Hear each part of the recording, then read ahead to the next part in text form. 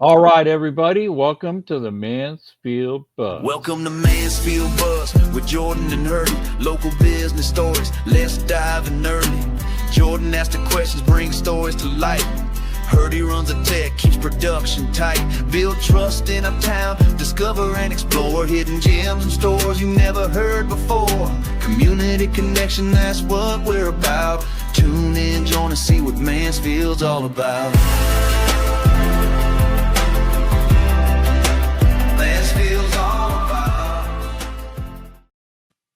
Doesn't that get you in the mood for a good chat? Yeah, it kind of slows everything down. Okay, gang, it is Thursday. It is 2:00. Welcome to our live Mansfield Buzz. And we are here today with Pattie from Dreamaker Vacations. We're going to be talking to her in a few minutes. We got a few things to talk about. First of all, we want to welcome you to the Mansfield Buzz. If you haven't checked us out already, go straight over to YouTube, www.youtube.com at Mansfield TX Buzz. Our handle actually on YouTube is the @ Mansfield TX Buzz. Takes you straight to the channel. Hit the subscribe button. But today, while you're here on Thursday, right under this video, click the thumbs up right now. That's right. And let everybody know you like our broadcast. Helps the Google algorithm just a little bit. But, we're on show Jordan number 75. We're still averaging, into that, I would say 35 to 50 hour range, a couple thousand people listen every month. And of course, we've created some new programs of shorts that we're really pushing out to our clientele now. And the people love being on the show or getting some of these great shorts, which is fantastic. And a lot of people, Jordan, like those on YouTube. They like that short. Then they like to kind of check out the longer play that's connected to it. So anyhow, it's the appetizer. Yeah, it's the appetizer. And of course, our host is Hurdy Burke and Jordan Huff. That's Hough Huff. Right. That's right. So remember that, guys. So if you want to be on the show, as usual, you can email me at hurdy@hurdyburke.com. I'll put that in the description box on YouTube when we put up the on demand. So you can find that if you just put in the subject line. And by the way, we are only 3 dates left and 2 days left in November. No, 1 date left in November and 2 dates left in December. And we're not back till we're with Pattie on January the 8th. Nice. So we'll have a lot of catch up to do before then. All right. So before we go any further, we always like to play our new segment called the Mansfield Buzz Rewind. So we'll be back in just a few minutes. Quick rewind, keep it tight. Highlights, prime to ignite. Catch the vibe, feel the rush. Previously on the Mansfield Buzz. Funny story I'm going to share. We did a group to Tahiti. I had clients on my trip. I booked them all their rooms, but they got an upgrade. And this is something that gets a lot of clients. They think that, their best interest, they're getting an upgrade. My client took it. However, they ended up at the back of the ship with the deck above them. And so at 5 a.m, every morning, those chairs were being dragged out and there was nothing. I mean, you're in your cabin. So little things like that can happen. When upgrades come through, definitely I'll talk to the client and say, but we'll never know where they're going to put you with an upgrade. There's a lot of layers to cruising and the logistics and administrations. Just here to help clients out with that. There you go. Our guest today is Pattie, and we'll be with her in a minute. We're going to do our icebreaker section here in a second, but we'd like to add the rewind. We're trying to add some segments to the buzz just to kind of beef it up a little bit and kind of experiment with some things as we grow the channel. But Jordan, I'm getting ready to do an icebreaker question. Pattie is going to tell us something she did just recently that's really exciting. So we'll be right back after the icebreaker.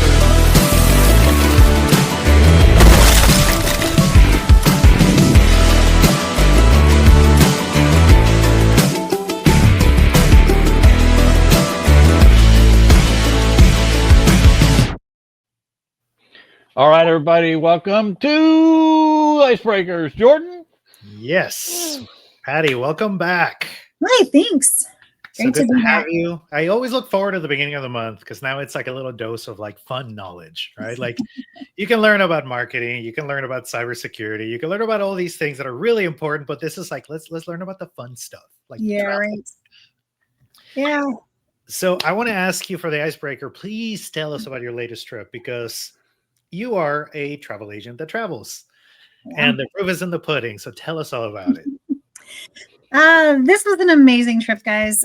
We were on Royal Caribbean. So from Dallas, we flew into Rome. We had a little hiccup, but we ended up getting into Rome 5 hours late. Our car rental was no longer there for us. So Terry and I, being the travel agents we are, think fast on your feet. We trained it through Italy to get to our destination in Ravenna, where our hotel was, and then we were meeting the cruise ship. So, you know, things can go wrong on trips all the time, and that's why having a good travel agent in your back pocket's always a great idea. So, yeah, we got into Rome, didn't have a car, so we figured out the train system very quickly. I have learned I never recommend taking the train system with luggage anywhere, anywhere. We ended up with 2 big bags, 2 carry-ons, and of course a backpack each. So trains are not that friendly for that. They're great commuters. Love to work with my clients and kind of explain how to do it, but we did figure it out. So we got into Ravenna, Italy. We got on our cruise. We were on the Royal Caribbean, Explorer of the Seas. It was a work trip, so there was another 40 agents with us and our BDM from Royal Caribbean. We did a couple of stops in Croatia. We did Zadar and Dubrovnik. So, of course, Game of Thrones was there. So we did touring around. We did the little local trains through the different cities as well.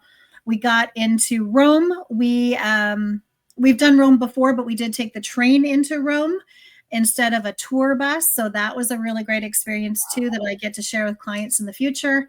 Then the really interesting one is we ported in La Spezia, which is just above Pisa and Florence. And we had done Pisa and Florence before. So we decided to do something new. We went into Terra, which is 5 little cities along the coast in Italy. Wow. And we just said, we're doing a beach day. So we got on this train, not really know where we were going. We ended up in Montessori and walked out under the train.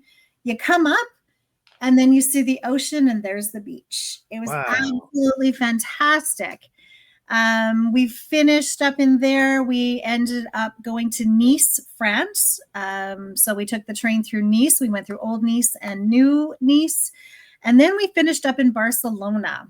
And everyone knows at the end of our tour, Terry and I actually stayed in a castle in a little town called Cardonia. And I highly recommend this for anybody doing Barcelona. Barcelona is great. It's hustle and bustle. There's lots to do. It's kind of like Rome. But you know what? Going that hour out of town into a castle was amazing. And I was telling her, we lucked into a festival. So, yeah, when we were there, Terry and I were driving through the streets and we heard music and we're like, what's going on? So we parked the car, kind of walked. There was these inflatable bulls going down the street, playing to the music, and people were inside of them. And then at the end was the Matador, and it was called Festa Major. And it's basically a festival of running of the bulls that they run in September. Oh, wow. So very, very cool. And right outside of our window of the castle, there were these mined fields. And we didn't really realize what they were, but they're salt mines. So they mine a lot of salt in Cardonia. And June 1st to the 2nd, they actually have a salt festival. So great opportunity to go back. I know a great hotel you can stay in. Yeah, so sometimes when you travel, you luck into festivals, and it was just a really great experience for us to get as well. So wow. So blood pressure, that's the week blood pressure goes up quite a bit. Okay, cool. Right? Hey, Yeah. so hey, so when you said castle, I'm sorry. Funny thing just happened. I just reverted back to a movie and I heard 2 guys say, let's just call it a draw. The horses clicking, you know. Yeah, pretty much. The Holy Grail. Yeah. Mighty Python. Sorry. Are you suggesting coconut vinaigrette? So my question to you is, what about the castle? Was that just cool? It was very cool. I do have to say my only downfall with it is they've kind of modernized it. I would have liked to see cobblestone on the floor more, or the walls and things like that. Gotcha. courtyards, in the restaurants, you have that authentic feel. But the rooms, they've definitely modernized that. They were beautiful rooms, 4-poster beds, king size beds, like really, really beautiful. Cool. And the yards were fantastic. We took 360 video up from the tower. So follow us at Dreamaker YEG, and you will see Terry and I doing our live videos from there. So Perfect. Yeah, if you'll Nice. send me one, I can insert it Yeah, into, nice. you know, if you want. Yeah, that'd be fun. You So I can send see it. me one from the trip, and I'll put it as an icebreaker at the front sure. as a short. I'll edit down to a vertical short, and we'll add one on the front end of this. So, okay, Jordan, Yeah. here we And now go. one thing I do want to call out, because we've had our masterclass on cruising, is you pointed out something that I need to point out to our viewers. And if you have not seen the cruise episode, go back, search through our live videos, and you'll see it there. Right. You arrived 5 hours late. Yeah. Yeah. And didn't have the rental car, had to take a train. Yeah. You did not miss your cruise, though. Nope. No, we plan to go in 2 days ahead of time. That's something I always recommend with cruises. Now, even if you're cruising out of Miami, I still recommend going in at least a day ahead. And I mean, what happened with us is we were flying direct from DFW into Rome over Halifax. The pilot came on and said, "Hey guys, we have a maintenance issue and we need to turn back." And they turned us back to JFK. So what they said was, "We don't know how long it's going to take." So they got us back into JFK. We landed. We were on the plane for about 10 minutes, and then they came back on and said, "Sorry, guys, you got to deplane." So we did fly American. I'll give kudos out to American Airlines out there. They got us off the plane. They got us through the terminal onto another plane, and off we went. It was fantastic. We had a new crew, so there was no timeouts or anything. They really thought it through. So granted, the 5 hours late kind of, put little, jiggers into our trip, but the rest of it went pretty smooth. So I love it. always go early. Yes. Yeah. Don't book it in a way that you're just going to arrive like anything can go wrong, and then you're out. Yeah, I have a planes, trains, and automobile story for a cruise that we just made it within 2 hours, and that wasn't our fault. We actually were leaving 3 days ahead of time, but weather did it with the cancellations through Christmas and stuff. So Right. even those kind of holidays, high holidays, cold snaps like winter, and we may not be affected here in DFW, but you know what? The connecting flights in from other places like New York, JFK, that can impact us all. So I always say, go the extra days if you can, 2-3 days ahead. Enjoy the sights, relax before you do your cruising. So Makes sense. Herdy, November's icebreaker is going to be planes, trains, and automobiles. yeah, That's fine. We'll do that. I like that. That's cool. Yeah. Yeah. I mean, and boy, you think about that movie, boom, and you think about everything that could go wrong did. we lived it. Yeah, we did. So Cool. Nice. Well, let's get into today's topic, right? We're going to talk about festivals, which I love that you're into them. That is perfect. Like what a good segue and a good way to set this up. So let's jump into it, right? Festivals of the world. This is a really cool topic because it's not just traveling, but it's culture as well. And we're used to the festivals here around the US, but festivals around the world can take all sorts of different personalities. yeah. I know from my own perspective, I went to a festival, and I think it was the Guelaguetza in Oaxaca, which is a very Google it, guys. It's awesome. Yeah. But one thing that took Rachel and me for surprise was the fireworks, because in here we're very safe about fireworks. Okay. And in Mexico City, they will build bowls out of wire, like metal, and strap fireworks to these bowls and just light it on fire. You have these bowls running down the street that are shooting fireworks, like bottle rockets in all directions. So you got to run out of the way. Like I got pegged in the chest with a bottle rocket. It's just looking at me like, "Are you still alive?" I'm like, I don't know. I'm fine. I guess they're designed to do that. Yeah. Yeah, that's that's the biggest part of travel. You just never know what you're going to see, what we're not used to, right? Oh my God, yes. That makes it so much fun. So, festivals of the world, take us down this rabbit hole. Well, basically what I did today is I kind of went through the 12 months of the year and just picked out a couple of countries and really cool things that are different, or you've thought about but never really knew how to do it. So travel agents definitely can get you there. So let me just start with January.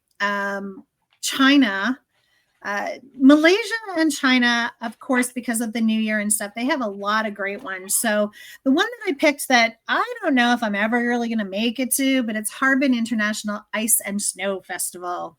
Ooh. So you wouldn't think about China, but they actually do.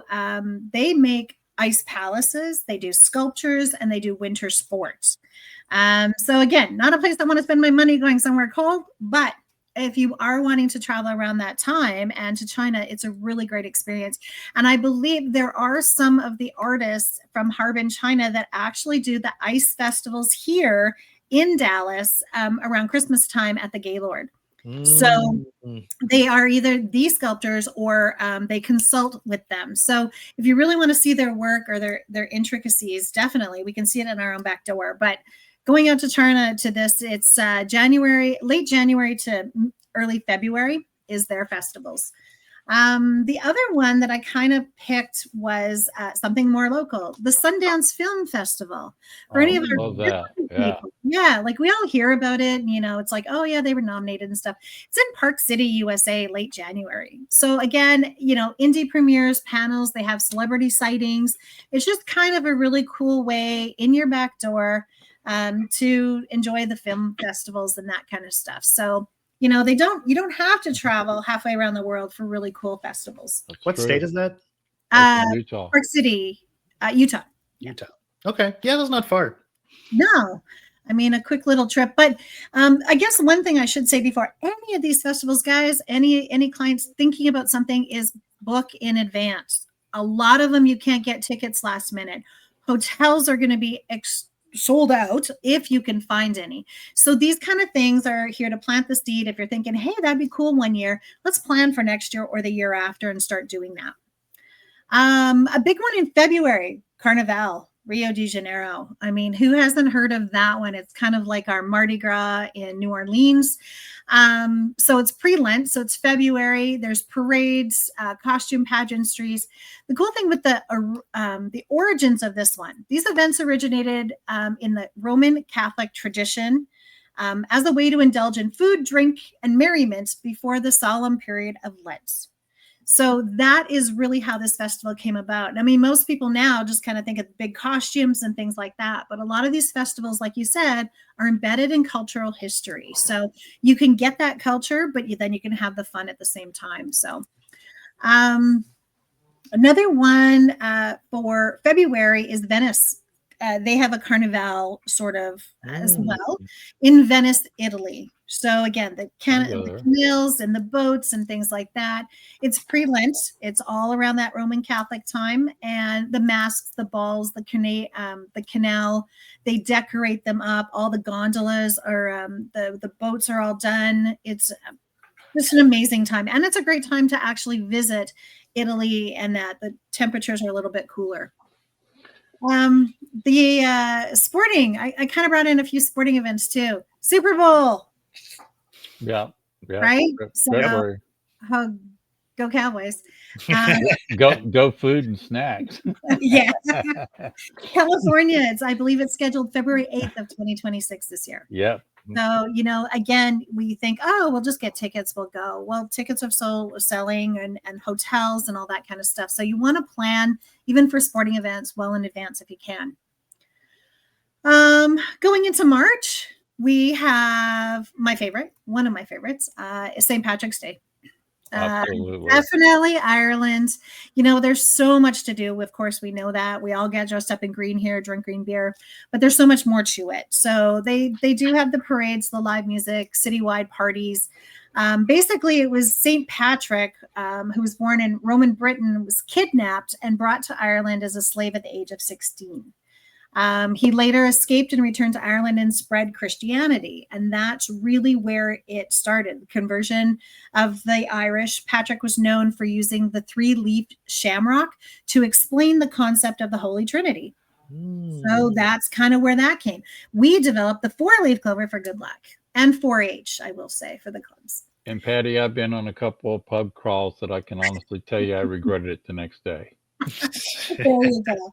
So, sad fact, if you will, someone who's traveled so much, I've never had green beer. What? Never. Yeah. And is the no. green beer like an American thing, or they actually do it in Ireland? It's just die. Yeah, it's just dying. They do it there too. I mean, it's Okay. because there's so many more tourists that are kind of It expecting looks it. cool too. Okay. Yeah, and I just have never been able to do it. So yeah, That's all my right. It's all right. yeah, so that's how St. Patrick's Festival originally started. It's not just drinking beer here in the local pub, but although it is a great way to make new friends. So Absolutely. another really cool one in March, going still into Europe, is the Tulip Festival. Now, this one here, I know from a lot of gardeners, people who love the tulips all year. This one sells out. It's in the Netherlands. There's a couple of places that really do it. March 19th to May 10th is pretty much that festival time. There is something called a flower parade. Now, if you're going all the way for this tulip festival, you need to get it.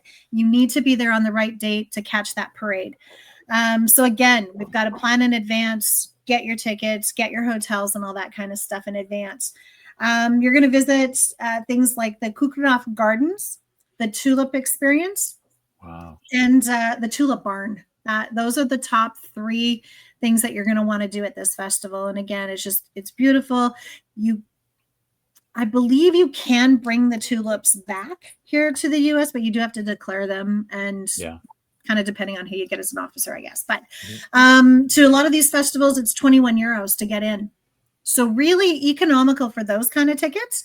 But again, it's more the airfare over and your hotels that you really need to start planning in advance. Yeah. Right. Do you have a guidance as to like how far you should be planning to ideally do this the proper way?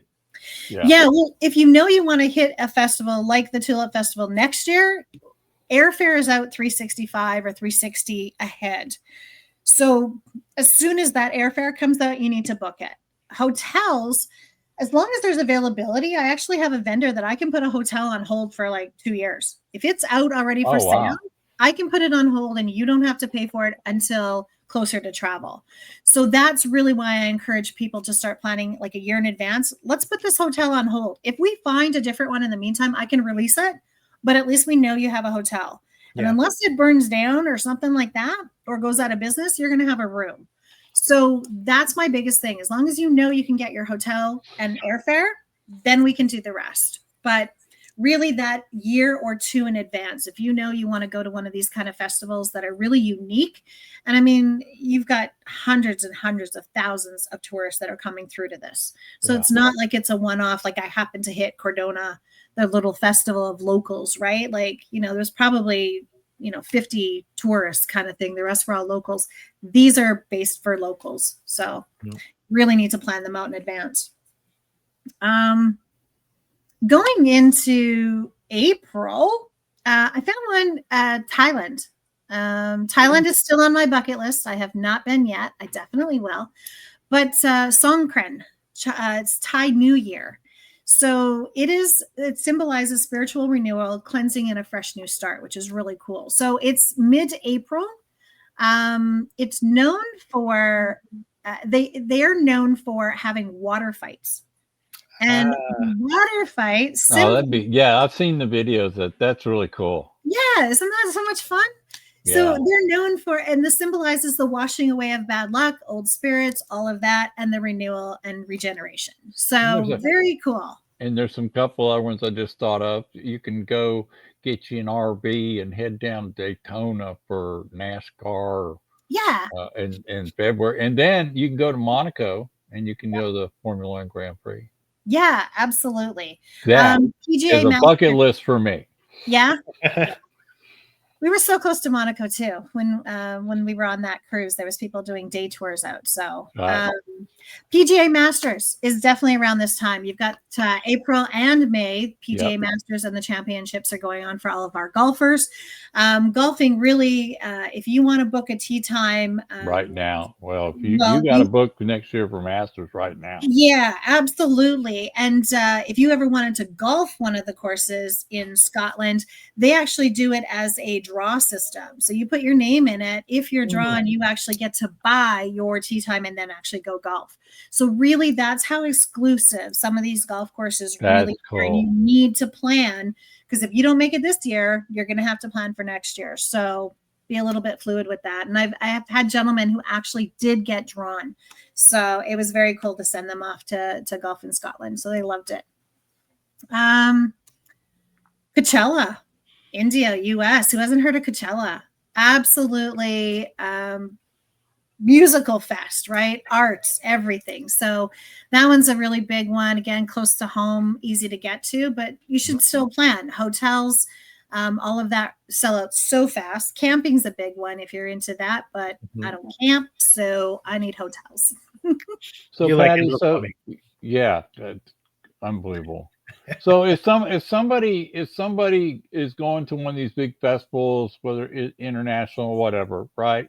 I mean, you got crowds building throughout the week, that's coming to them.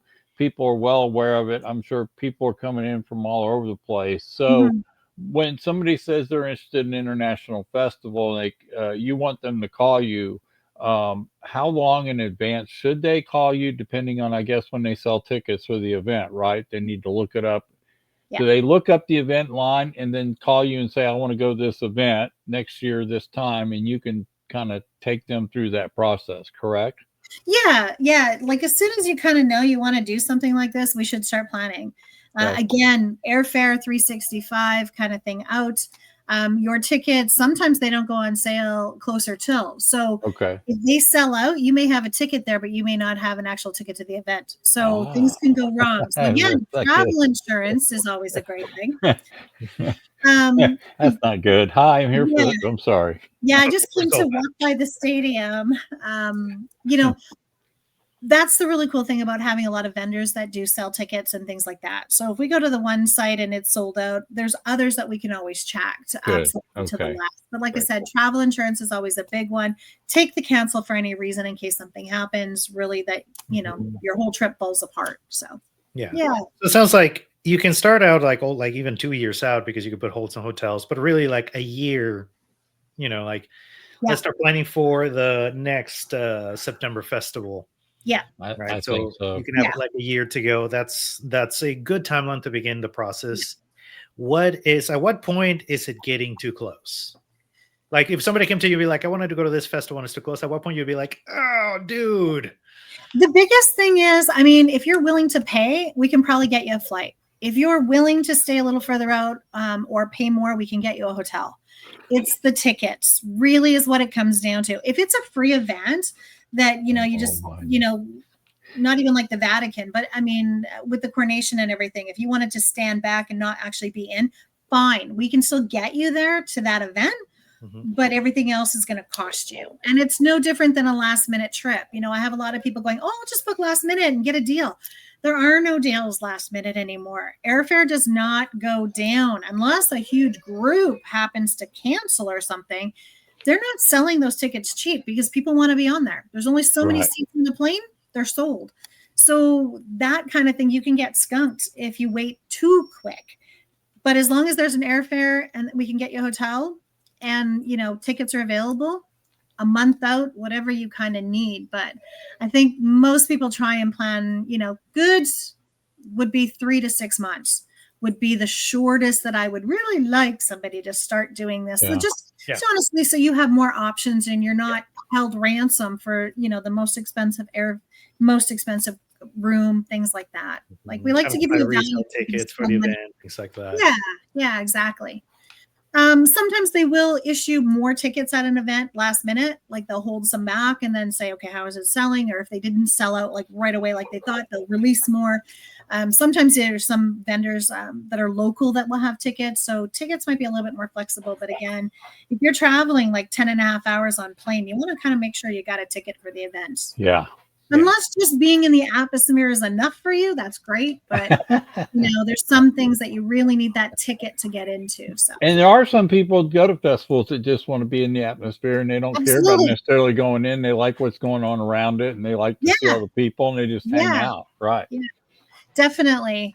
A big one here. The next one coming up is in May, Cannes Film Festival. Cannes is a great example for that because the port of Cannes is open. There's so much shopping. There's so many live music facilities and venues in there. So while this festival or film festival is going on in one building, there is still so much more to take in.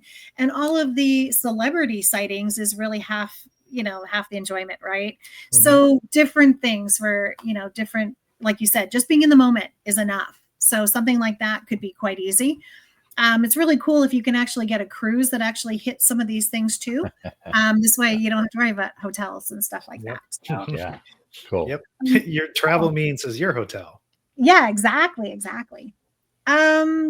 Next one, going into June. June is a big one for me. It's another one of my absolute favorites, Hawaii. And for all of us, of course, it's a state, kind of local travel, if you want to call it.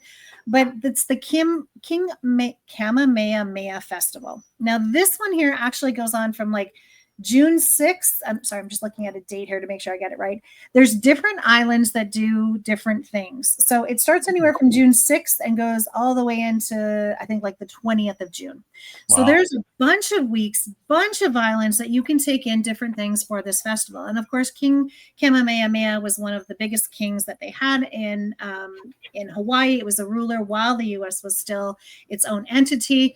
That's what makes Hawaii so unique, that it had its own monarchy. There is the King Kamehameha Parliament buildings. You can still see statues everywhere. Like, they still renown him, just like Canada does their queen. It's a monarchy. It's now more of a symbol, but it's still a huge part of their history. So food, culture, music, everything is combined in like almost a month of celebrations there. So any opportunity that you guys are kind of wanting to think about going to Hawaii, June is a fabulous month. However, again, we talk about airfare goes up, hotels go up, because they all know people are coming for this festival. So again, a year out is a really great way to plan, even for Hawaii, that we think, oh, it's just, it's one of our states, no big deal. It is. So, and especially if you want to do the little hopovers and do a couple of the islands, it's important to get those hotels lined up for sure. Oh, yeah. God, that's logistics. We'll get into that in a further question, but yeah, that sounds complicated. Well, can be, I guess, but yeah.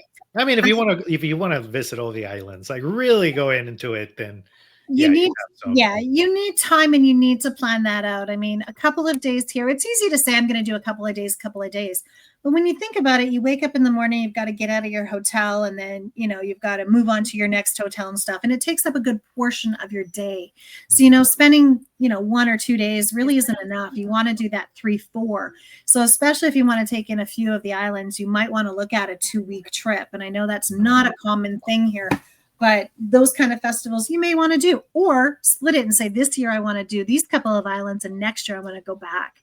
So each island has its own identity. It's kind of like Mexico. Each state sort of has its own identity, and you can't just assume that they're all the same. You're going to see the same dances, same food, same everything. It changes very drastically from state to state or province to province. So very cool one. July, I'm going to bring me a little bit closer to home for Canada. July has our Calgary Stampede. And I know this is the time of the year that all our city folk put on our cowboy hats and pretend we're cowboys. So it's a great festival. It is a world-known festival. If you talk about, they know about it in Japan. They know about it in Australia. They know about it everywhere. It is world-renowned. This is where some of the best rodeoers come to compete. Our food festival goes on, our culture, our history, and everything goes on showcase for Canada. Edmonton has an exhibition the following week, but it's really, ours used to be more, in Edmonton was more of our heritage culture. Wow. It was the exhibition, people dressed up in old garb and things like that. Calgary Stampede is all about the rodeo. So us Texans can definitely relate to that one. It's kind of mid-July. It goes for 10 days, and you need tickets well in advance. And I will definitely tell anybody, if they have any interest of doing Calgary Stampede, you must get hotels way earlier than a year, because especially around the Stampede Park, it's condensed, but there aren't that many. So, transfers, transportation and all that can get expensive. So you kind of want to be in the heart of it, because this way you can walk to the stadium and everything every day. So that one's kind of a close one to home. Another one that I really enjoy is jazz music. So Switzerland has a jazz festival in July. It kind of runs into mid-July. I know, I never really would have thought about that. But the highlights, they've got stages, jazz bands come in, locals, a lot of the, I don't want to say historians of jazz, but they definitely bring it out. So I would have thought it would have been more like Montreal is really known for its jazz and things like that too. But Switzerland has a great festival. So if you want to go out that way to Europe and make a trip, that would be perfect. August is cool. There's a festival, and I don't know if you've ever heard of this one, Jordan. La Tomatina. La Tomatina. I don't think so. Okay, it's in Bual, Spain. Okay, so the way it got started is the origin. The festival began spontaneously in 1945 with a parade when a fight of tomatoes broke out. So this is the whole festival, that the goal is to throw tomatoes at each other. Oh, and I've seen that video too. That's cool. They are Yeah. hammered. Wow. So They are I just thought hammered. that This is one is permission. so cool. Yeah, so that one runs the last Wednesday in August. So it's very messy. small. It's Again, messy. very unique, right? So messy. again, back to planning, you know, some of these festivals are 1 day, 2 days, some of them are like a month. So you really need to strategize and plan your trips around that one. But I thought that one would be really cool. Yeah. Oh, yeah. Stick some goggles and then just go peg everybody with tomatoes. I know, right? Can you imagine the bruises, like little cherry tomatoes versus the big ones? So hopefully they're all good tomatoes and not rotten tomatoes, but I just thought that was kind of cool. And You gotta wait until they're like really soft, but not rotten, you know, but they're like soft to the touch. It's like, oh, this is gonna make a good splatter. That's what you need, is the big splatter. I just wonder who has to clean up that poor street and stuff, right? Right. But the birds isn't like bathing in tomato juice like good for you? I don't know if you've been sprayed by a skunk, it's supposed to be great. So Well, I mean, so like at least you know everybody's gonna smell great. I know, right? Tomatoes are awesome. And Italian tomatoes are some of the best. Yeah, that is true. Yeah. So going into September, you know, it's kind of weird, but Oktoberfest in Germany starts at the end of September. And we always think, I always thought Oktoberfest is month of October, but they actually start a little bit earlier. So we know a bunch of countries do Oktoberfest differently. So you can actually start in one and then do another and another, right? So you can bounce around quite a bit. But Munich, Germany, definitely late September to early October. Of course, beer tents, Oompa bands, all of that culture, history, and food. So doing something a little bit different. I've got actually a couple here. Regatta in Venice. The regatta is the sailing boats. That is a historic boat parade and races. So if you've ever heard of the regatta, that is definitely one to do in Venice. And that is the first Sunday in September. So again, very specific date. Yeah. So, you know, bringing in if you're doing a cruise out of Venice or Ravenna or Rome, you know, you can incorporate that very easily just with a little bit of planning and thinking. Sure. And then Burning Man. Who hasn't heard of Burning Man? Have you guys ever done? Jordan, you seem like a guy who would have done Burning Man. Oh my God, I'm dying to. I just got to get an RV. Okay. Rachel has a strict requirement for plumbing, indoor plumbing. Okay. Well, an RV is the closest I can get you to that for those. Yeah. So it's in Black Rock Desert, USA. Late August, early September, and it's large-scale art, community, self-reliance, you know, that free, willing, spirited people that go out there. And it was really cool. The central event of the Burning the Man is a large wooden sculpture followed by burning a temple filled with personal items. Ooh. So I know when I kind of researched into this one a bit, people go with their personal reasons to do it. You know, so if you want to get rid of something in your life, you're going to burn it. If you're looking to bring something in, there's a ceremony, and, you know, it becomes very personal, not just a big festival and a party. So, you know, you can make it kind of your own that way. So that was kind of cool. Going into October, of course, October is one of Australian Wine Harvest and Sturmfest, and this is Vienna, Austria. So again, this is kind of going into your Oktoberfest, going into something else. So you can do this all on one tour. This is when they bring out their new wines, the Sturm. and the taverns and everybody just opens up and the wine flows. So it's kind of their bringing of their end of their harvest season and things like that. So yeah, who wouldn't want to do a wine festival? I mean, we've got great ones here. Grapevine actually just happened while we were gone. I missed it this year, but next year I'm definitely there. So Albuquerque International Balloon Festival. I know. So it's in New Mexico. That's one of my favorite. Yeah. Have you been? Yes. Okay. So early October, basically, well, we all know. So at dawn, all the balloons go up. It's a massive amount of balloons. Unbelievable. How did you like? Depends on the weather, you know, Well, and so they have to pay attention to that. But what's amazing is how many are there. You can't count them. It's craziness. Yeah, you start playing like dodgeball with the balloons. But the festival on the ground is as fun as the festival in the air. The people on the ground enjoy it too, because they build up to it all night. They'll spend the night out there, you know. Right. And I was just going to say, it's not for just people who want to go up in balloons. There is so much to do. You know, there are people that are scared of heights and won't do it, but that atmosphere of being there and just getting their pictures. Some of the most iconic pictures are taking at this festival, you know, with all the hundreds of balloons up and stuff. There's tons. Very cool. Professional photographers and videographers are there by the tons. Imagine the poor birds going through this, going, "What is this?" So, sorry, birds. And the thing about those balloons is they're not your standard.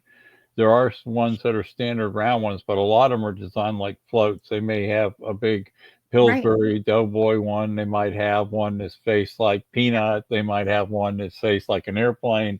I mean, it's really so it's colorful, but it's also different shapes and sizes, which is really cool. Really. Yeah, you got some marketers, and there's like, we could use this. Yeah, exactly.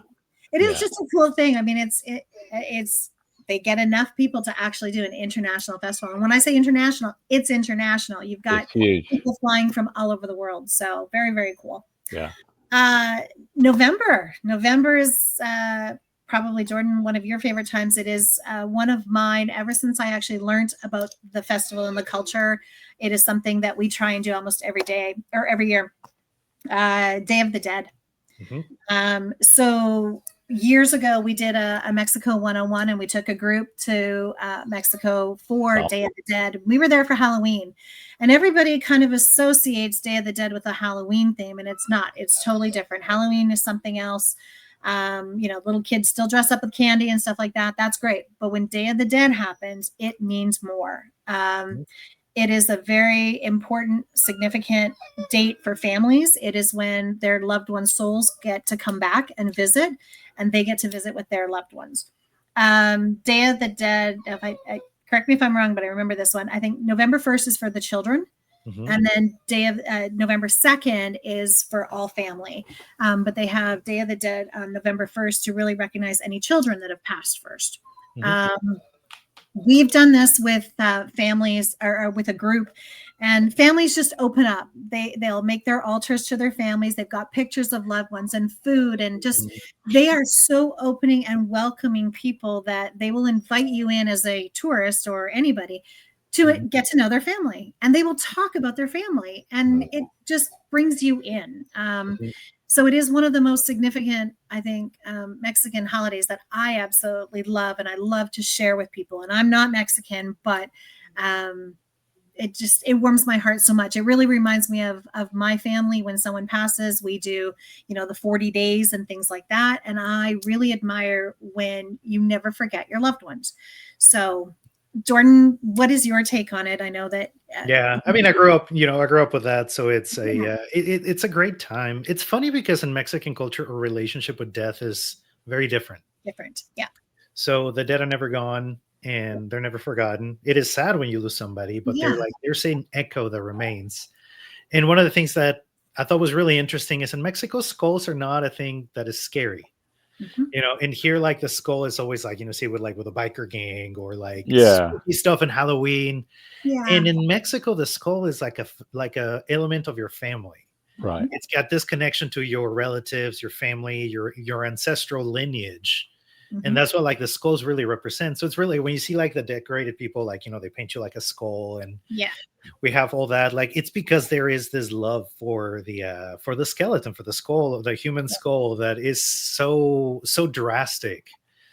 So that's that was the biggest, I guess, takeaway, is just we talk about our dead a lot in Mexican culture, and in the US, like when somebody passes, like you almost don't bring it up because it's a painful topic. And so that's like we, on the flip side, like we throw a festival about it. Yeah. And to Right. anyone who's around, like, I mean, it's like Ukrainian family. It's like the more the merrier, right? And They do it right. yeah. And there was just something when we had discovered our first Day of the Dead, we just fell in love with it and just said, finally, you're not scared of death anymore, because it's an opportunity to come back and your family's always with you. I have the memorial cards of my loved ones that have passed away on my computer, my desk up here. And every morning I get up and, hi, Dad, how are you? And I talk to them just like they're here. And I think that's a trait that I got from the Mexican people. And I absolutely love that. I mean, you're right. Here we kind of, don't talk about it. It'll make you sad. But it's not. It's a joyful time. And I think that's why most people are scared or intimidated of Day of the Dead. Please go experience it, but do it respectfully. There's things that, dressing up in, teeny tiny little costumes isn't, being right. That's a Halloween thing, not a, it's a good point. Yeah. My husband and I actually, we dressed in a little bit of the garb, and we did our makeup and stuff. And we were out for Day of the Dead, and I think it was the second. And we actually had some elderly people, abueletas and abuelitas, who wanted to take pictures with us. They grabbed us by the arm and picture, and we were like honored. We were not there to make fun of the culture by any means. Like, we only wanted to show respect for it, and I think that really came through. So again, it's one of my most sentimental holidays that I absolutely love, and I love sharing it with people. So actually, last year for Halloween special, I was in Mexico for the Day of the Dead, so I logged into the buzz in Mexico. Nice. Yeah. It's a great opportunity to share with people, and especially since we're so close. And there's a little bit of animosity, I think, because a lot of people don't understand about Mexican culture or people. Go, you know what, guys, go, and I'd be happy to take you again. I'd love to do another group for Day of the Dead if anybody wants to experience it properly. So some places do it better than others. So. The artists that are out painting people's faces, like their skill is incredible. I posted a video of somebody like painting their face, and it's just like the skill that they did it with was incredible. And also a piece of advice: the parade for Day of the Dead is incredible. Yes, it's 4 hours long. For the parade to, like, from beginning to end is 4 hours, but the floats that go through any given time is 2 hours of nonstop floats. So for the people going to watch it, get there early, but find one of the spots that have seats. They will set like the little I forget what are the bleachers. They'll set up bleachers for you to sit. Find those. Snag them early, because you will be standing there for 2 hours because it doesn't stop. Goes and goes and goes. I was laughing, but they had this marching band parade of mariachi skeletons going through. It's the most Mexicans I've seen in my life, and I grew up in Mexico. It was 20 minutes straight of just this mariachi snare drum marching band in full costume, just going through, and like at a certain point, you're just like, I don't know what to say. This is incredible. They're just going and going. It's like, where do you find a band this big? Let alone all snare drum players. This is insane. They start in January. Anybody know an instrument? Like, okay, you're in. So No, it's really cool. And I think Jordan and I really definitely need to talk about doing a Day of the Dead adventure to Mexico City one year, because I'd love to share the more authentic Cancun, Puerto Vallarta, those places do it. But I think Mexico City, you're really going to get that authentic. So I'd love to do that. Plus they close the main avenue in Mexico City so you can walk it, and it's one of the most beautiful avenues. You can walk up to the Angel of Independence, which is normally like a hugely crowded place, and you can just go over there, check it out. It's wonderful. Very cool. Yeah, Jordan and Pattie, that would be a good trip for all y'all to go on. Jordan, that'd be a good trip for me to go with you. So you could show me around, right? Oh yeah, it'd be incredible. Like there's just so many places I'd love to do that. Yeah. Yeah. And you know what? With our groups, we're always looking for Pied Pipers. And that's really what we call them, is people with experience that can lead a group and is share their, more personal knowledge, not just me talking about stuff, but I'm looking for those like local people that will lead a group and really get my group to have that authentic feeling. So anyone watching, whoever has an idea, if you want to lead a group, definitely reach out. So Good idea. yeah, and just going into December, just finishing up, the one big one that I did pick was the European Christmas markets. They're over Germany, they're Australia. One of my favorite way to actually see them is a river cruise, kind of bringing in that cruise thing again. But it's a great way of seeing all these little towns that do the Christmas markets. And those you really, really need to plan a year or two in advance. And I think even some of the Christmas markets, their sailing seasons are already out for 3 years out. So really, those are the ones that you're going to want to plan for. But they always have the unique crafts, the lights, mulled wine, walking down the streets, having, sipping a hot wine and shopping for local Christmas things. It's just fantastic. The, 20-foot trees and just the spirit of it. Again, cold, but, something that you kind of want to do once in your life. So that's kind of, and again, I wonder what accounts as cold for you, because I think your definition of cold is very different than ours. I'm getting to be that Texan that it's like, it's like 80 and I'm cold. So I'm getting there. So Pattie, two things. One thing probably need to mention, right, to folks that'll be calling you to get set up for some of these festivals is travel insurance and some basic things on travel, also like groups. If groups want to go to a festival, can you help plan that? Logistically, let's tell them a little bit how you help people to the things you just mentioned, because some of these are worth bucket listing. I'm telling you, I am going to go to the Monaco Grand Prix before some time, before they close it. Yeah. Right. Yeah. Groups really aren't handled too different than, two couples that want to go kind of thing. It's just blocking space is a little bit tougher. And again, that year out is really important. Then okay. I need 20 seats on a plane and, 10 hotel rooms. It's way different than putting 2 people in 2 seats and 1 room. So any group activity that you're going to want to do, we definitely have to think out a little bit further. And same thing with tickets, looking at getting 20 tickets versus 2 tickets for some events, you need to do that earlier. Not always do they offer group pricing, so you may not get a deal on it, but at least you got your 20 people kind of going out to the same event. So they just take a little bit more planning and a little bit more time, but it's always fun to go with a group of like-minded people, and that's why group travel is awesome. So now, can you walk me through, because you do something else that I think is really cool, that it's not as well known, and it's solo travel. Right. Can you walk me through, like, let's say I am somebody who have lost my partner, and I really want to travel, but my friends don't like to travel. I got this itch, but everybody else sort of it's more of a homebody. You have a solution for that. So can you walk me through? Yeah, actually, I've got 2 solutions. So number one is still group travel. So I do have a lot of clients that, women who have lost their husbands, or husbands lost their wives, or spouses who just don't like to travel, but the other one does. So what we can do on our groups is we can tag people up, like-minded, find 2 people that can share rooms, so you save the cost. Solo travel, typically, especially on cruises, you're paying double. You pay a double occupancy on a hotel room, you pay a double occupancy on a cruise. The only thing you're going to get a single rate is your airfare.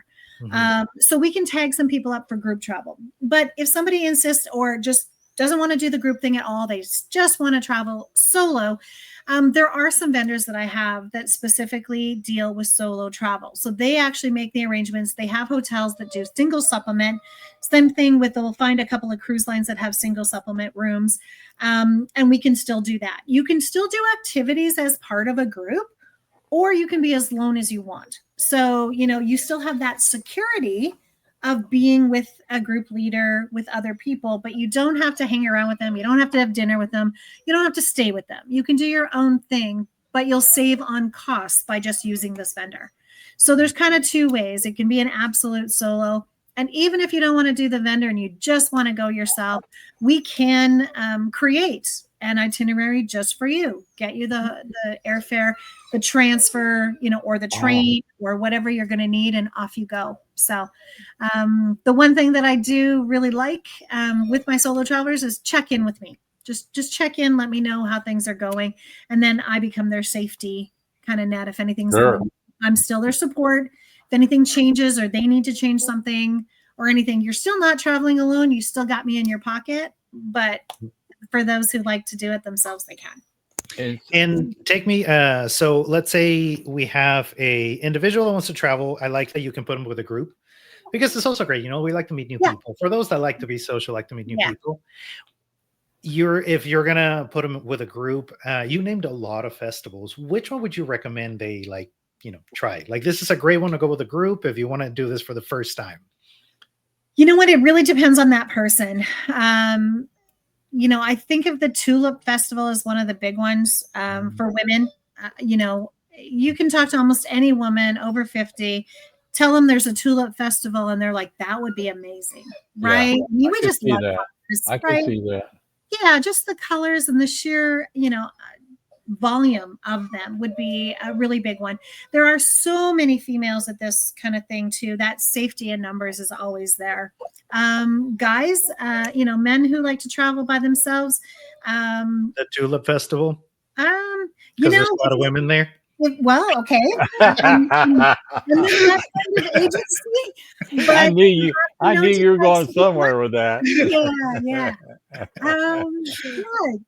It really depends on their personality and really what they like. I can honestly, some single guys that have traveled with us, I could definitely see them in Venice doing, the tour by themselves. That's their personality. That's their history, where they came from.